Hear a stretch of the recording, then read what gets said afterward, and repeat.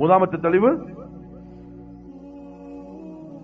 ബുദ്ധിയെ നഖലിനേക്കാൾ ഖുർആനും സുന്നത്തിന്റെ ഈ മുമ്പിൽ എന്തിനെ വെക്കൂല? ബുദ്ധിയെ വെക്കൂല. മുഅ്തസിലിയാക്കൾ ഓതിയ ആയത്ത് കൃത്യാണ്. എന്തല്ലാഹു പറഞ്ഞു? ലൻ തറാനി, തീർച്ചയായും എന്നെ കാണാൻ പറ്റൂല അള്ളാഹു പറഞ്ഞു. സലഫുകളുടെ വ്യാഖ്യാനം അറിയാത്ത ഒരാൾ എന്തു പറയും? മുഅ്തസിലി ഓതിയ പോലെ ആയത്തോതും എന്നിട്ട് പറയും ആ ശരിയാ, നമ്മളെ മറ്റേ പാല് കൊടുത്ത കഥ പറഞ്ഞ പോലെ. അള്ളാഹു പരിശുദ്ധ ഖുർആനിൽ എന്തിറക്കി?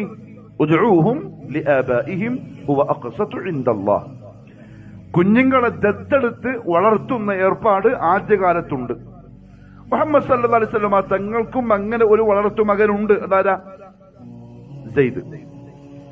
ഖുർആനിൽ പേര് പറയപ്പെട്ട ഏക സഹാബി സെയ്ദ്. ഫലമ്മാ ഖദാ സെയ്ദും മിൻഹാ വതറൻ.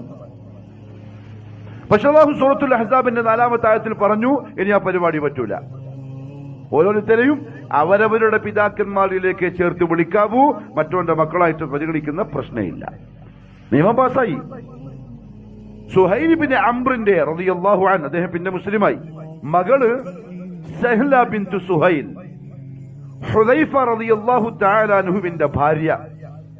അവര് ചെറുപ്പത്തിൽ എടുത്തു വളർത്തിയ മോനെ പോലെ വളർത്തിയ ആളാണ് സാലിം. വലുതായി ആയത്തിറങ്ങിയപ്പം സഹലക്ക് ടെൻഷനായി. റസൂലുള്ളാഹി കാണാൻ വേണ്ടി വന്നു. യാ റസൂലുള്ളാഹി സ്വല്ലല്ലാഹു അലൈഹി വസല്ലം, ഞാൻ സഹലിന് എന്ത് ചെയ്യും? സാലിമിനെ ഞാൻ എന്ത് ചെയ്യും? മോനെ പോലെ പോറ്റി വളർത്തി എന്റെയും ഹുദൈഫാന്റെയും മോനാണ് സാലിം.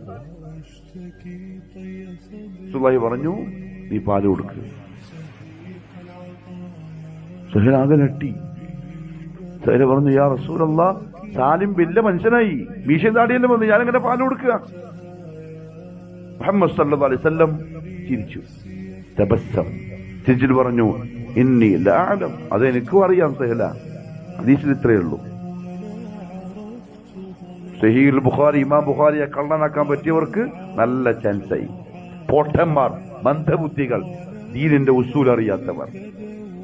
അവരുടെ ഉസൂല് അവരുടെ ചിന്തയാണ്, അവരുടെ ഉസൂല് അവരുടെ വായനയാണ്, അവരെ ഉസൂല് അവർ എവിടുന്നോ പഠിച്ച അറബി ഭാഷയാണ്. അതിനപ്പുറത്ത് ദീൻ എന്താണെന്ന് അറിയില്ല. അതിനപ്പുറത്തുള്ളത് അറിയാത്തതാണ് ഇതൊക്കെ പിഴക്കാനുള്ള കാരണം.